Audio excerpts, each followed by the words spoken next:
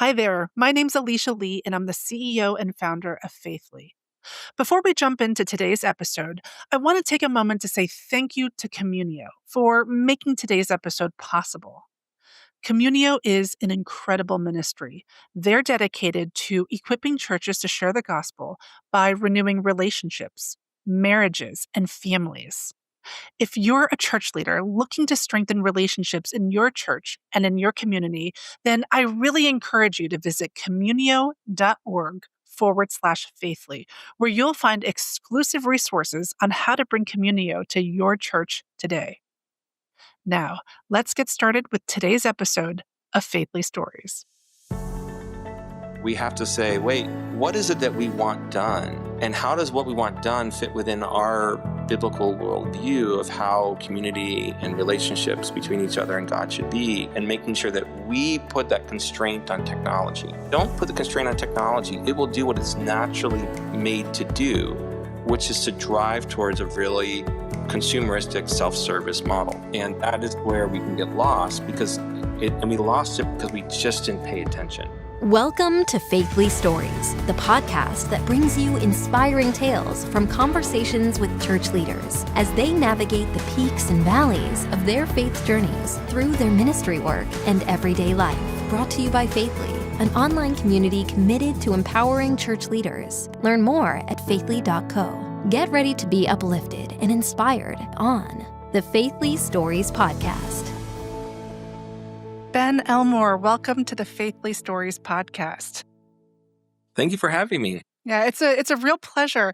Ben, you've built 9 different startups with over $20 billion of value, and now you're the CEO of Servant, which helps amplify the impact of kingdom organizations.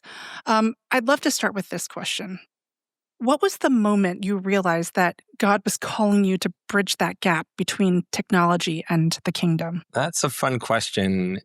There was a period of time where I was just pursuing kind of the next big impact, project for my prior company.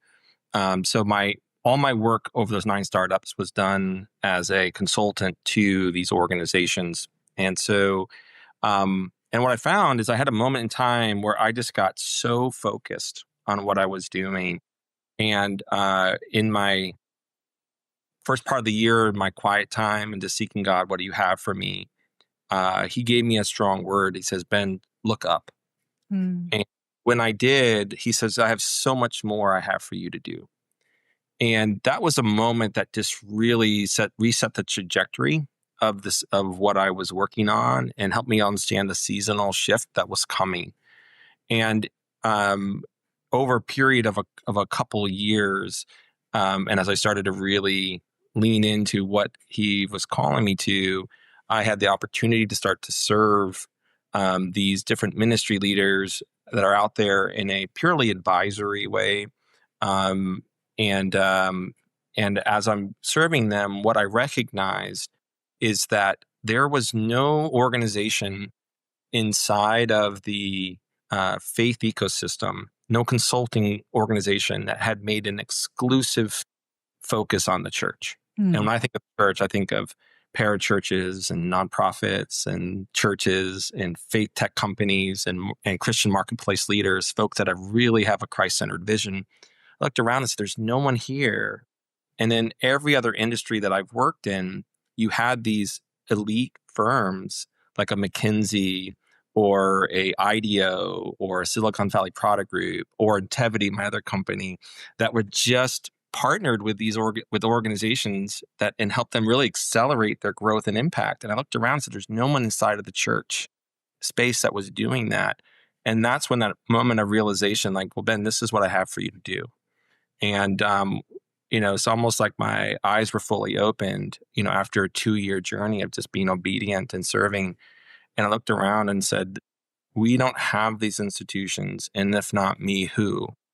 And what I found is that the power of platforms to attract talent together and to then bind them together through that shared repetition and shared mission, that creates such a unifying effect and an amplification effect that need for that became really obvious. And so that's what we're trying to do with Servant. Wow, that's really cool. And that really resonates with me as someone who sort of transitioned from, a very sort of secular job to one that is entirely kingdom focused. So that pivot, though, let's talk about that pivot from traditional tech to serving ministries. It's not typical, right? Like you and I may have done it, but is not the typical story. How did you find that transition? Not necessarily professionally, but like personally and spiritually. Yeah. Well, I found it to be one of the most satisfying things I've ever done. God has wired me to really pursue excellence, is to go after the hardest problems I can find and almost prove myself against my ability to do it. It also makes me a glutton for punishment at times. And so here I am, made this way. And I grew up in a time period where the moment you said I'm a Christian business, that was basically permission to be mediocre. And so these were second-rate, third-rate companies. And I had this disdain at the time. I'm like, I don't want to be like that. And so this is flawed thinking, by the way, so I'm acknowledging that. But this was the bias that all of a sudden that set in and snuck in on me that I didn't realize. And so faith has been a big part of my life since my early 20s. I described it as being fantastically lost and fantastically found in a moment.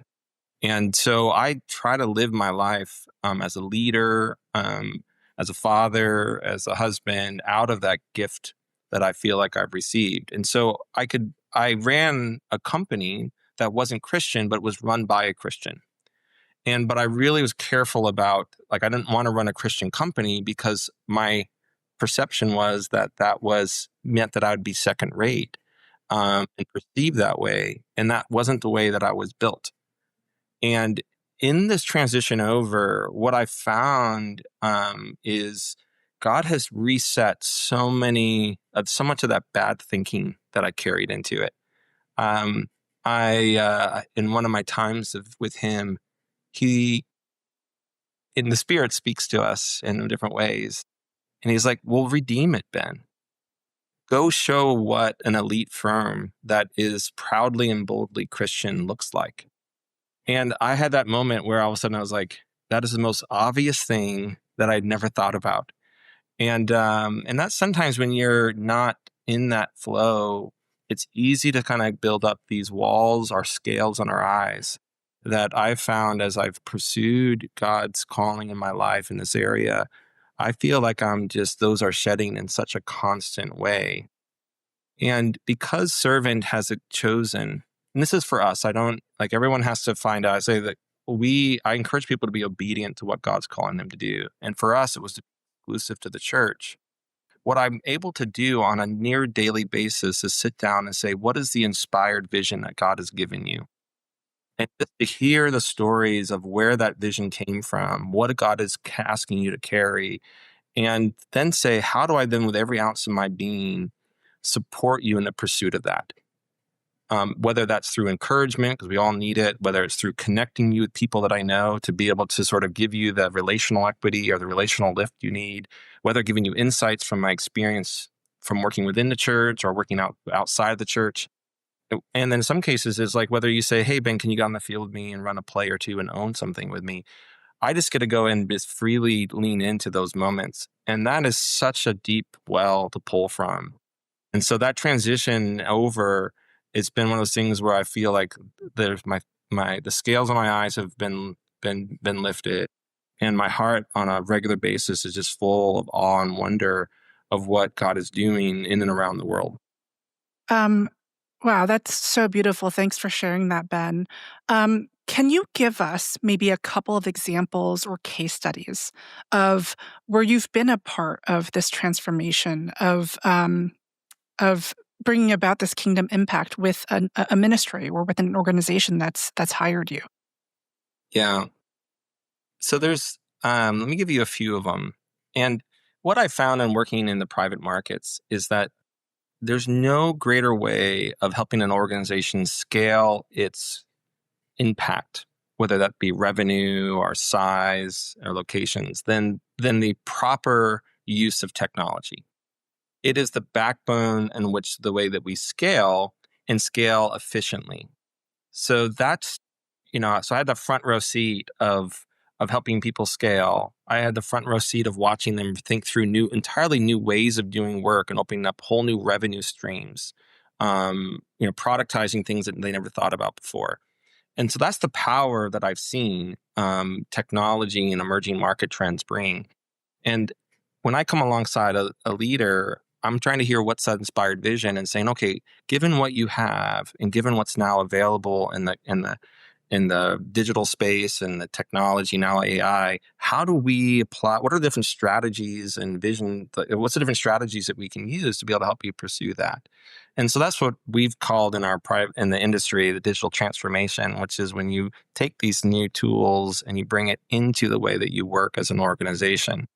And you typically do that either in terms of how do I scale, which is all around how do I streamline the way I run the business and drive efficiency to free up resources so I can deploy them in other places, typically towards growth driven, which is the other half of the equation. And so I just had taken a very similar framework into the churches. And so a couple of the organizations that I've worked with, one of them is in the marriage space.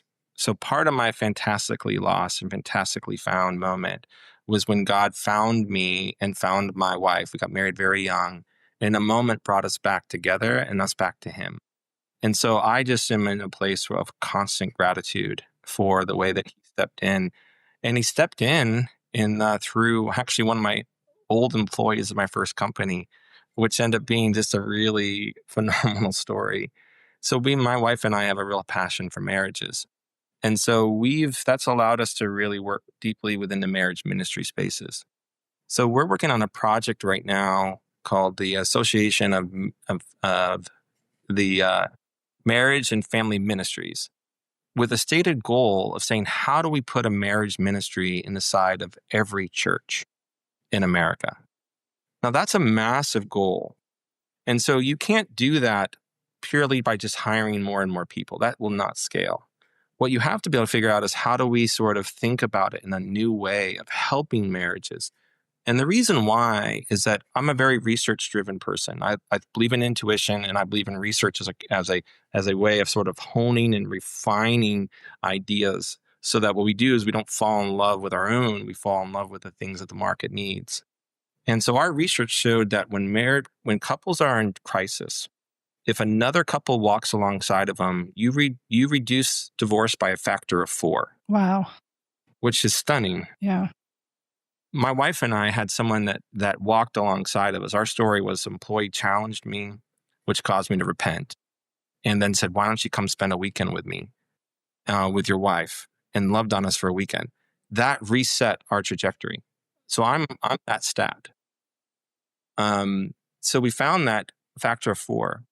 We also found that when people are in crisis, they go to churches. 50% of the time, they'll turn to clergy as the question of what do I do with my marriage and relationships.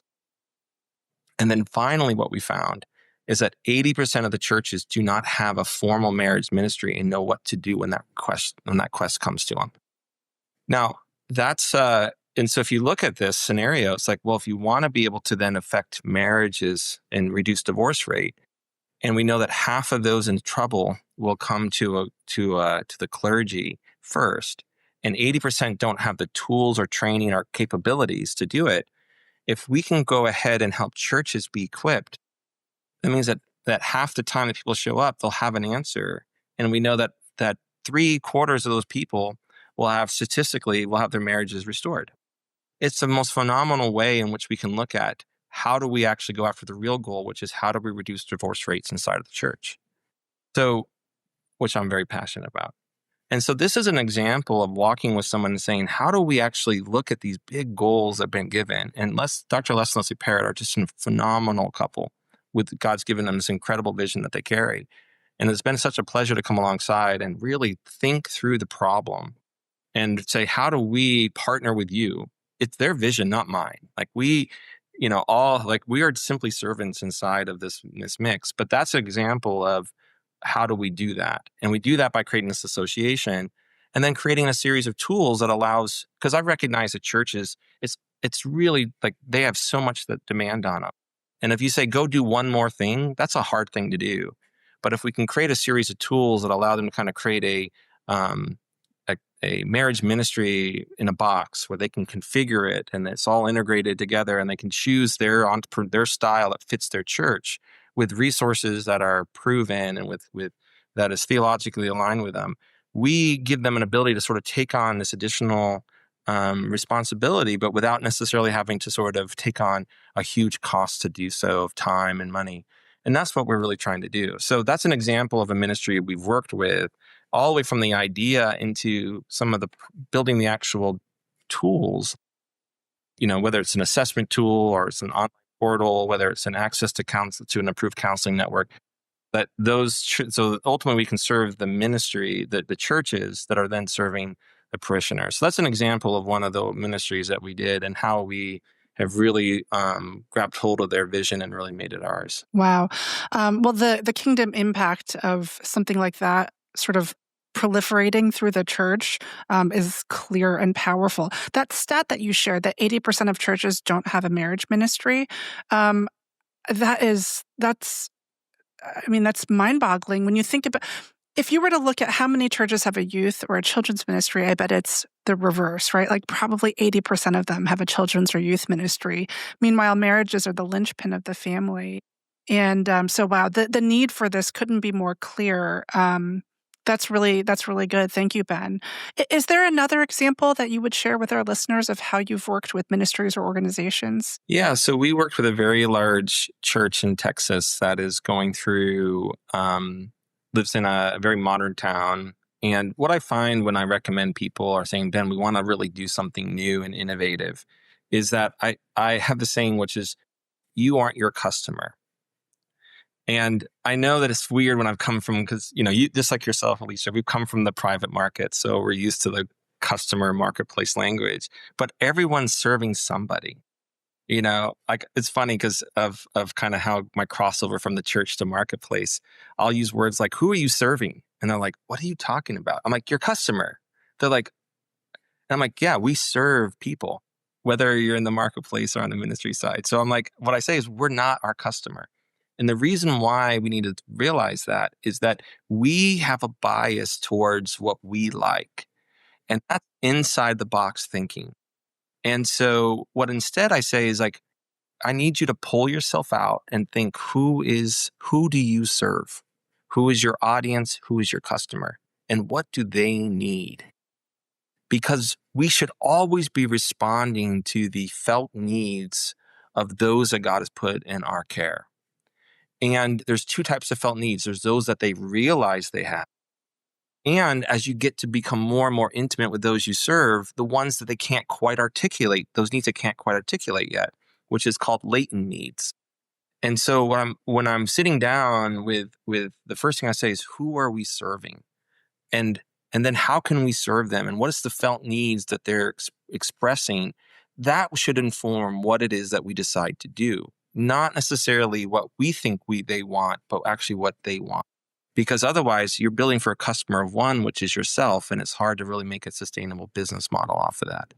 So in this case of this church in Texas, it was to sit down with them and to say, you have a very young audience that is looking to say, how do we engage in a more modern way?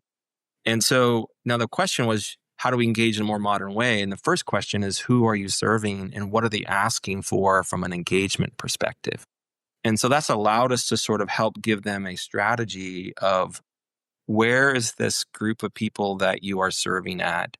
What is your community that you're talking to doing that we can then say, if we can go deeper and attract more people to our church because we're actually starting to meet their needs as well as serving our existing ones. So that digital, we call it the digital ministry strategy, was a way that we're able to help them, because every CEO, every leader has limited resources. And they say leadership is deploying the scarce resources of the organization in the most effective way possible. That's our challenge as leaders, and church leaders experience the same thing.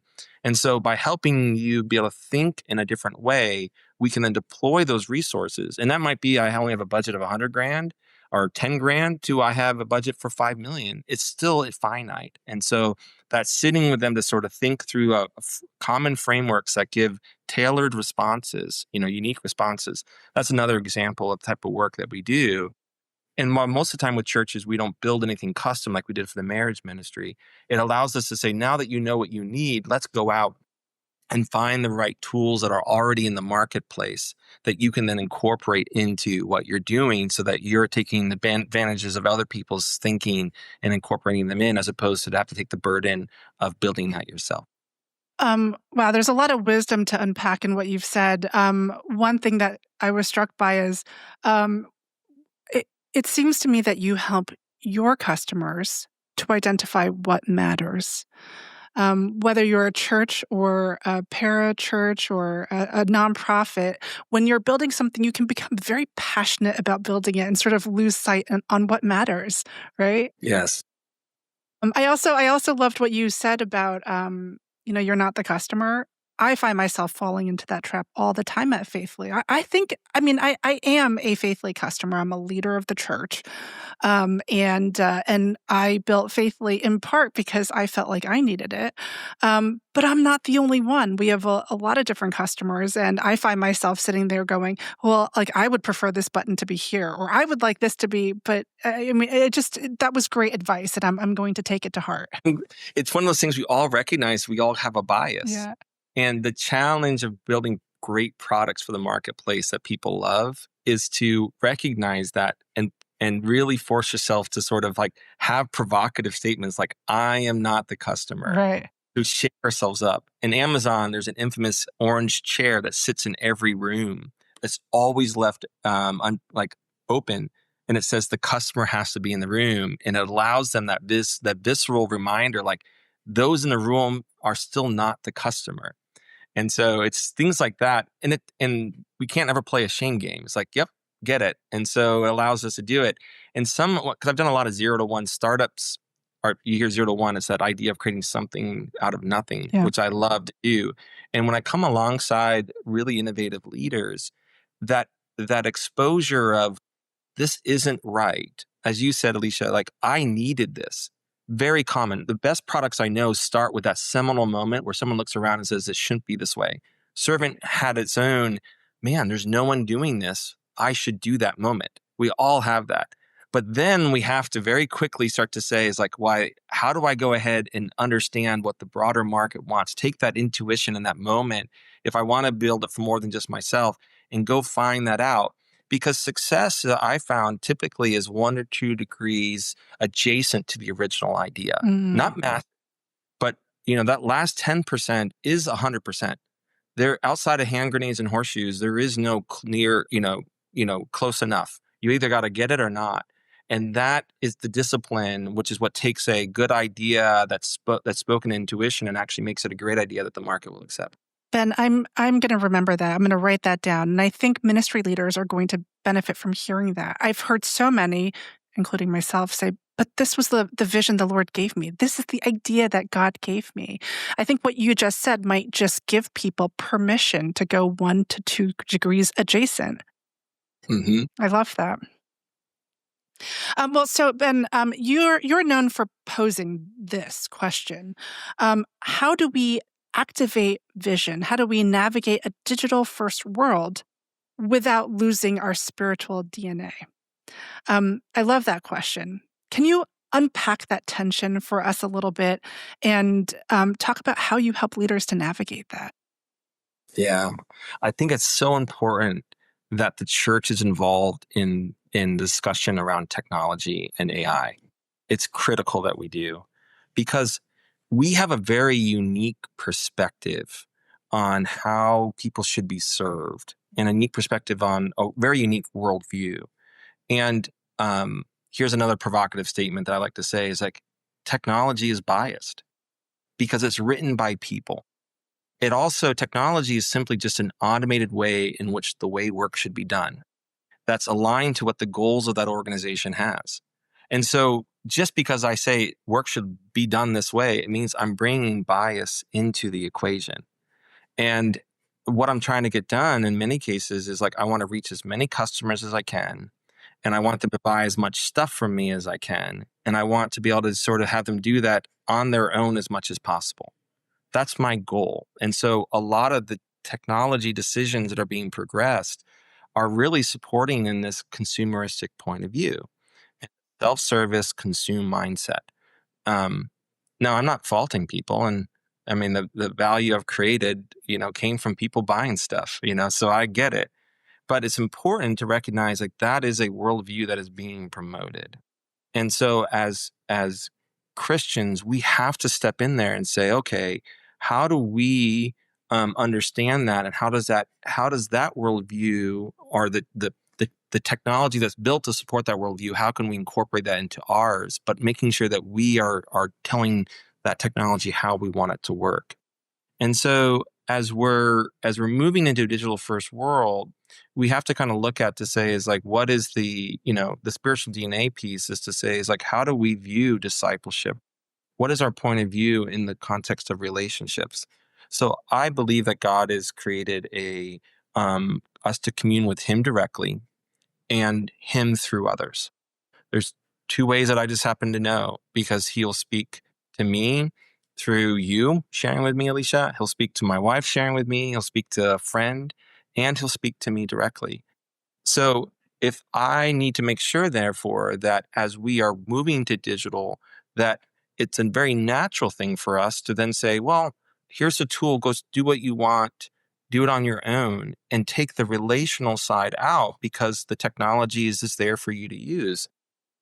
But then all of a sudden, that concept of the communion and the community that God has, ordained, he's structured for that to do, all of a sudden we realize just because of the convenience and the natural movement of what we've seen in a digitally connected world, how easy it is to see the relationship piece come out. And so that's an example where we have to say, wait, what is it that we want done? And how does what we want done fit within our biblical worldview of how community and relationships between each other and God should be, and making sure that we put that constraint on technology. But don't put the constraint on technology. It will do what it's naturally made to do, which is to drive towards a really consumeristic self-service model. And that is where we can get lost, because and we lost it because we just didn't pay attention, because we just didn't. And that's why I'm trying to pull people up and saying it's biased. And I use that provocatively, I know, but it helps people be able to say, oh, right, it has a natural way it wants to roll. In some cases, it's very helpful, but in many cases, it's not. Right. Well, so I couldn't agree with you more. This is the moment to pay attention. And I think, the next question I'm going to ask, which is about AI. Right. So let's talk AI. Do you think that AI can be a tool for relationship-centered ministry? I think it can.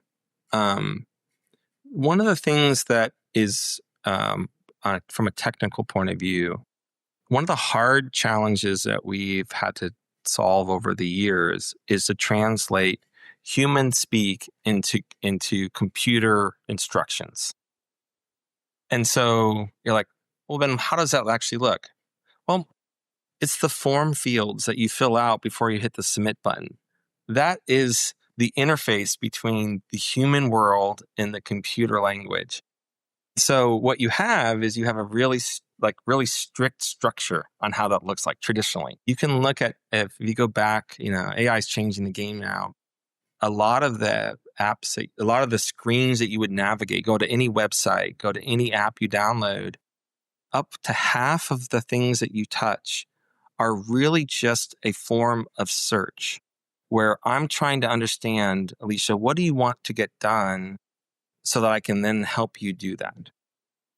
And that's that translation, sometimes through text, fill in a form, sometimes through user navigation, to understand what is it that you want done so that I can serve you. And that creates a flow through the system. What AI has done is it's breaking down that barrier. There's this ability for us to determine intent. Structured language is really powerful. It's the breakthrough moment of what we have. If you say, I can go ahead and understand if I give you a list of ingredients that you're trying to go ahead and make a meal. Where before, if I didn't, and I can do that through the context of the conversation that I have, or even the sequencing of what I have in there. 1 cup of flour, a quarter cup of sugar. If I just have that list, the probability that you're looking at a recipe is really high, and so I can understand. Oh, Alicia's looking to cook. I didn't have to say, what do you want to make? Do you want a recipe? Now, simple illustration, right? We can do that inside of a chat. And then I can say, now I understand what you want to get done. I can then determine the question that you have around that, which is like, what can I make with this?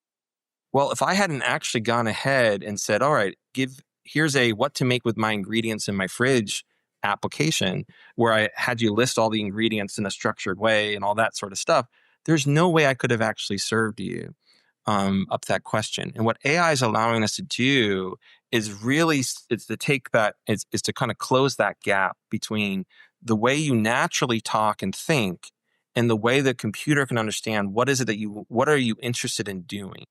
And that is just massive. Like, that's why we love these chat interfaces, because we can ask it literally anything. And it can then say, all right, based upon the probability of what you asked, here's answers. Now, it's restricted to text and video and audio right now, but there is the large language models which would generate text messages. There's a large action models that are coming that says, now that I understand what you want done, I can then take action on your behalf, which is the whole movement into the agents world that we see. But I don't have to, so think about how amazing that actually is and what it's allowing us to do. So now that's the technology for it. Now, because we know that technology has this natural bias of self-service, it's like, hey, Alicia, just go take this and just go do it all on your own. What we have opportunity now for us to say is that we can choose to say, this is allowing Ben and Alicia to have closer relationships, because I can sort of surface up the needs of what's going on with Ben to Alicia, and then she can start to answer that in a very person-to-person, human-to-human way.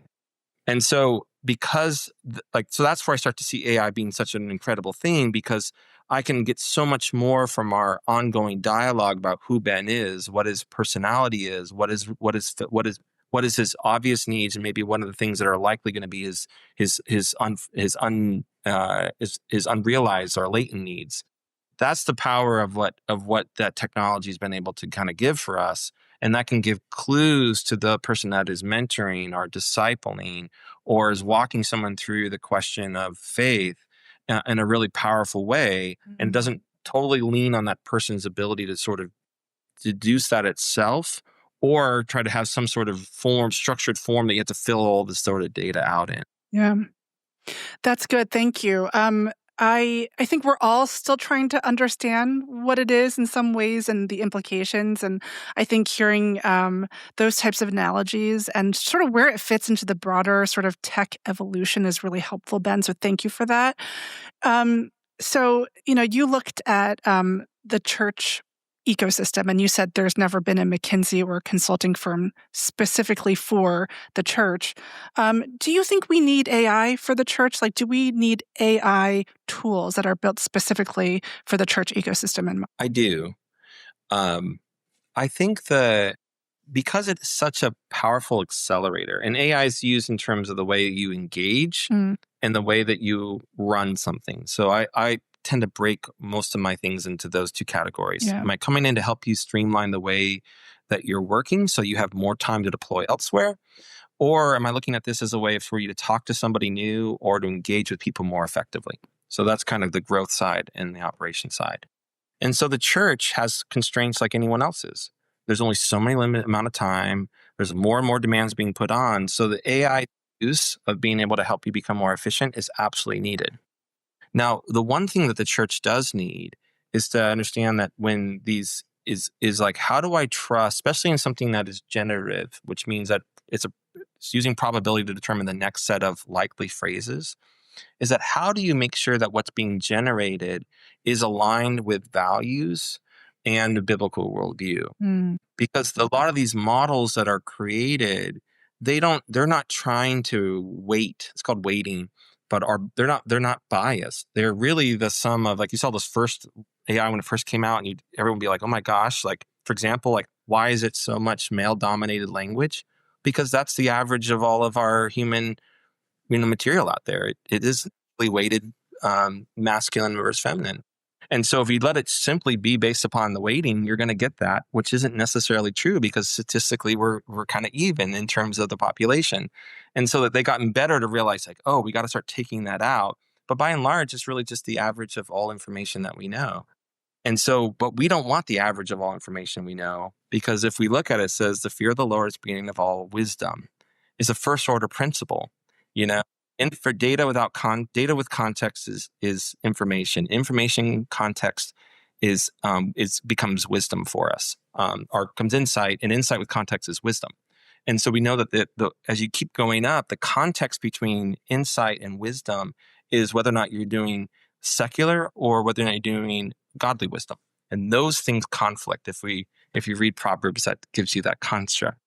And so I look at that and simply say like, okay, we need something that is ensuring that the information that is generated has that concept of first order principle, which is a God. The fear of the Lord has to be the constraining factor in which all generative content is produced from.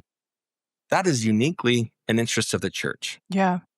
The broader market doesn't have that context. It actually is more of it's a worldly worldview is what you'd look at it. And so the church has to have that so that it can understand, so it can have those guardrails in place to say, we want to make sure the first order principle is actually sits within the context of the fear of the Lord, as opposed to conventional wisdom. So that's why things like that we do need to go do, because if we don't make our needs known, if we don't build some of those things for ourselves, the market that won't do it for us, or will do it very late. You don't typically move into niches until later in a cycle when you're trying to specialize. Right now, it's a land grab, and the land grab is not coming from the lens of human flourishing and biblical worldview. That's not what they're trying to go. They're trying to get everybody. Yeah. So I know I got a little technical there, but it's why I'm so passionate about staying in these conversations, because what we do now matters. Absolutely. No, I'm glad you got technical, because it's something I'm trying to learn more about and get deeper in. I think we all need to in this moment. Like you said, it's time to pay attention, right? So I know that Glue is at the cutting edge of AI innovation for the church right now. And I believe you also recently announced that they made an investment in Servant, which is very exciting.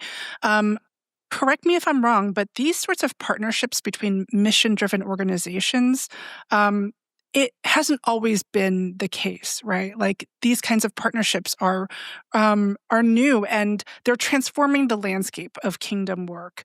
I'm just curious if you have a thought or two about what this means for the future of ministry technology.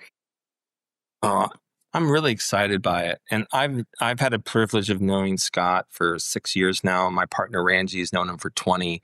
And I've just seen him to be such a faithful man of God, someone that has been burdened by his convictions in all the great way, and has a desire to really leverage his influence and his own resources to sort of see the church be successful. And that has to be at the core of anyone that's coming in to serve the church. We have a very strong set of principles that determine when we will work with somebody and when we won't. And one of them is we won't work for someone that's trying to own the church market, because we believe that the church is someone that you can serve. You can't own her. And as opposed to conventional wisdom, which is monopolies and duopolies, like, how do you become dominant and try to own the market? I'm like, you can't. You have to give it away. That goes back to the conventional wisdom versus godly wisdom. If you want to be first, be last. Whoever values his life, it's that whole losing your life to save your life. Yeah. And so I take that really seriously in the way that we come alongside. And Scott has, and that team has demonstrated that passion for the church for so long. Now, the reason why we have to be able to see folks like Glue and others come in there is that building technical infrastructure is expensive. It takes a lot of R&D because you don't get it right the first time. Building something might be in the neighborhood of 50 million or 100 million. So for one organization to do that, you're like probably listening saying, there's no way I can spend the amount of money. But if one person does it and then everyone else becomes a customer, you get that $100 million investment for $500 or $10,000, because what we're doing is we're sharing the load through the idea of one customer, one person, or one technology company making the investment, and we're all benefiting from the collective wisdom and insights from other people in the same industry. And so as the church hasn't done that for a long time, and so this is a new motion for it to figure out how do we sort of make these strategic investments together. In some cases, that's partnerships, but some cases that's the commercialization of it, and that's what Glue is doing. And that's a healthy thing for us to do, because the way I like to say it is like it allows us to start later in the race. So instead of everyone having to do step 1 and step 2 and step 3 on their own, we can start at step 10 and we're already further ahead. And so that's what gets me excited and why something like that is so transformative. And we should all be excited by it, because that putting those guardrails in place where we're like, hey, how do we make sure the biblical worldview goes through all of our generative content? That's going to take a lot of expertise and a lot of capital to do right. And if someone doesn't do it, it doesn't get done. So our ability to sort of watch that people coming together should get us excited, because now those big institutional problems that plague all of us have a chance of being solved. And then you just look at, all right, well, who's solving it? Is it someone that has a heart for the church or someone that doesn't know the church? And what I love about Scott is that he has a deep heart and a deep love for the church. That's great. I think that, thank you for sharing all of that. And I think that serving the church has to be done collaboratively. And that's what I heard resonating in your answer. All right, so we have gotten really technical, right? So I want to maybe pull it back a little bit Sure. and ask you this. So we have a lot of pastors and ministry leaders who listen to this podcast, and phrases like digital transformation to them sound nice, but not necessarily urgent for them in their day-to-day, and also kind of intimidating, especially when you start throwing things like AI and all of that into it. For church leaders, do you have any practical advice for how they can pursue digital transformation? Maybe just like a first practical step. Yeah. Well, I will apologize on behalf of the whole consulting industry for making these nonsense buzzwords exist. I'm like, guys, we just purposely make it complex so that everyone thinks we're smarter than we are. So that's my apology from the world. That's the secret, So digital transformation really is trying to help people see it through the lens of how do we leverage these new digital tools that are out there to be able to allow us to be more effective in the way that we serve people or the way that we run our businesses. And so the process of going from one way of doing thing to a new way of doing thing is called that's the change management or the transformation an organization goes through. And so we just created that fun little buzzword. So what I would do from a standpoint is so first off, it is urgent. I can't stress to anyone that's listening to this one, it is important that you think about this. And why? Is because we as a church are built to serve the world. We're meant to serve our communities. And part of serving is meeting them where they're at. I can't serve you if I haven't actually come up and met you. And the digital space is where there is so many people. And so we can't afford to be on the sidelines and say, hey, you can only see me on a Sunday because you got to come to the church in order to be served. We have to meet them where they're at. We go to their homes. This is not a new way, it's not a new concept. What we might sometimes, though, I see is we dismiss the digital world as a place of meeting, as a place of serving. And and so why does that matter? One is because if we're not meeting them there and serving them, someone else will. Yeah. And typically other people, not other churches, that time will be stolen and robbed from them. They'll go find some, secular organization. They're going to go find some public company to do that. And we got to be out there saying, we recognize that people are looking for information available to them real time. They want to be able to talk to a pastor about the things that matter to them. And so it's important. There's an urgency that I plead you with to be able to say is that's where people are at. Make sure that you're in their life more than just on a Sunday. Yeah. The other thing is like your lives have gotten far more complex than ever before. I've never met a pastor that says, man, I have so much time on my hands. I just wish there was more to do. And maybe you have, Alicia, but I haven't yet. And so the whole idea of leveraging this digital world is to say, man, is there a way for me to actually get the work done more efficiently than before to give me more time back? And so what we've done in AI is we'll sit down with an organization and say, what is the most repetitive, mundane, soul-sucking task you have to do? And let's just figure out how to automate that and give you back that time or just give you back that energy. And these tools that are coming out, now when I do that, that's digital transformation. If I have something that just simply says, I have to go ahead and take data, information out of one system and put it in this other system. Cool. What if we just automated that? All of a sudden, that whole time comes back to you, it comes back to your staff member. So it's this meet people where they're at. And it's like, give yourself the time that then in some cases you need to then go ahead and meet people where they're at or in the needs of the day. Yeah. So, yep. Yeah, that's good and very accessible, Ben. I appreciate it. No, it's clear we're not going to accomplish the Great Commission without digital transformation. It's very clear. Well, thank you, Ben, so much for your time today. I've learned so much. I've taken a ton of notes sort of beneath the screen. I don't know if you could tell. I was writing things down. There are things that I'm going to be applying in building my business and in my leadership. Don't be surprised if you see an orange chair somewhere in the background of my screen. It's important. It really is. Maybe I can ask you this one final question, which is if one of our listeners is a nonprofit or a parachurch or a church that's looking to build something new and they're looking for advisors to come alongside them in what they're doing, how do they get in touch with Servant? Well, I'll just drop my email. Like you can reach me directly, ben@servant.io. And then what we'll do is I'll bring my team alongside me and we'll just lean in. You can also visit us at servant.io online. There's an ability to sort of see a bit more of some of the work that we've done. And we'd be happy to sort of kind of hear that vision that God's given you and seeing what we can do to make that come to pass. Beautiful. Thank you again, Ben. I really enjoyed our conversation. Thank you, Alicia. Thank you for tuning in to the Faithly Stories podcast. We pray this episode gave you the encouragement you needed to continue on your journey. The Faithly Stories podcast is brought to you by Faithly, an online community committed to empowering church leaders, pastors, staff, and volunteers.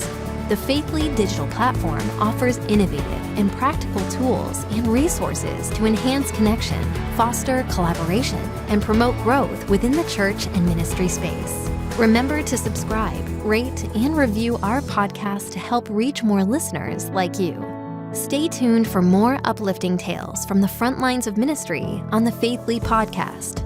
Stay bold, stay faithful, and never underestimate the power of your own story.